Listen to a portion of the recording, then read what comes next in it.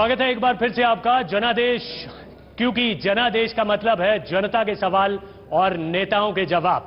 लेकिन अभी भी हमें इंतजार है सत्ता पक्ष का, क्योंकि जनता उनसे कई सवाल लेकर बैठी है, लेकिन अभी तक ना तो मित्तल साहब पहुंचे हैं और ना ही चीमा साहब पहुंचे हैं।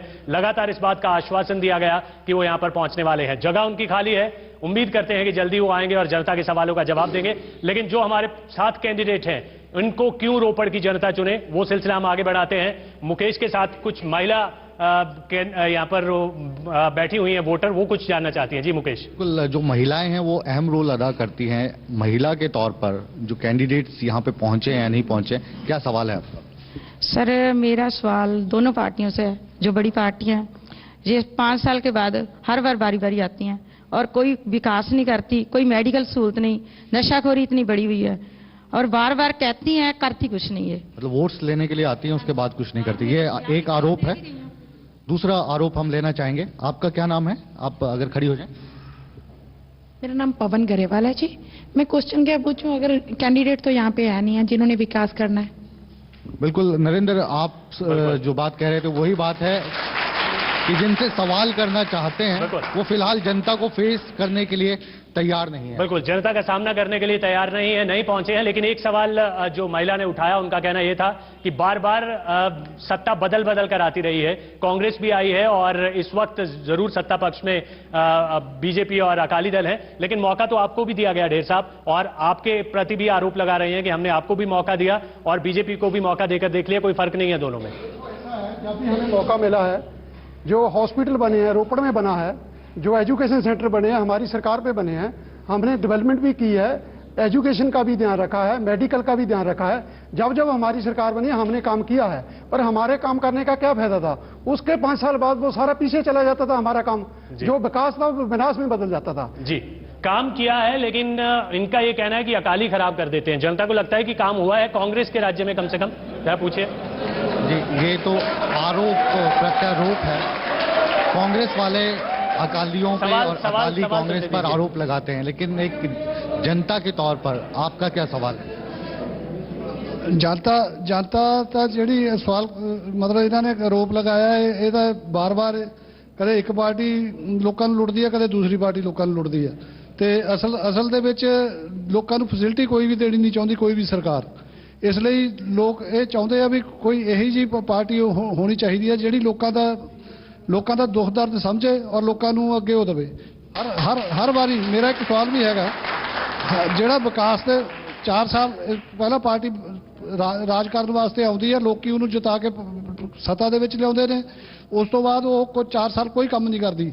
ਚੌਥੇ ਸਾਲ ਦੇ ਵਿੱਚ ਉਹ ਵਿਕਾਸ ਦਾ ਬੜਾ ਬਣਾ ਕੇ ਆਪਣੇ ਆਪ ਨੂੰ ਮਤਲਬ ਸਵਾਲ ਕੀ ਹੈ ਆਪ? ਸਵਾਲ ਇਹੀ ਹੈ ਵੀ ਉਹ ਵਿਕਾਸ ਕਰਦੀ ਨਹੀਂ ਹੈਗੀ ਤੇ ਲੋਕਾਂ ਦਾ ਬੇਵਕੂਫ ਜ਼ਰੂਰ ਬਣਾਉਂਦੀ ਆ ਉਹ।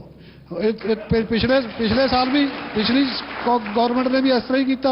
मैं 30 साल तो इतने रोपड़ के विच हालात देख रहे हैं। मासूम जनता का मासूम सा सवाल है कि किसी को भी चुने एक ही बात है, नाम बदल जाते हैं, उम्मीदवार बदल जाते हैं, हालात वही रहते हैं। इसका जवाब पीपीपी देगी। आप बताइए, आप क्या गारंटी है कि आप आएंगे तो आप विकास करेंगे? इसकी क्या गारंटी है? को गारंटी किसी चीज की नहीं होती जी, पर बात नीयत की है जी। अगर आप अच्छी नीयत लेके चलेंगे जी, तो सबसे बड़ी प्रॉब्लम जो विकास में डेवलपमेंट के राह में जो चीज आ रही है, डेवलपमेंट के आड़े जो चीज आ रही है, वो यही है कि corruption is the biggest problem. जो करप्शन है उसने हर एक डिपार्टमेंट गवर्नमेंट का जो हायरार्की है गवर्नमेंट सिस्टम की वो फेल कर दी है। और अगर डेवलपमेंट कोई करने की कोशिश कर भी रहा है तो डेवलपमेंट मेयर ग्रांट्स देने से नहीं होती।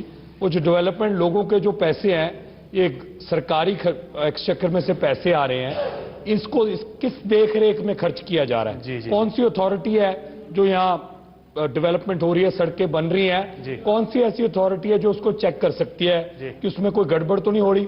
जैसे कोई road, you talk about roads, 5-6 साल शेल्फ एक रोड की लाइफ है जी। आप रोपड़ हल्के में कहीं भी जाइए, रोपड़ के आप आसपास के हल्के में भी कहीं भी जाइए, जो रोड आज से 6 महीने पहले बनी थी खराब हो चुकी है।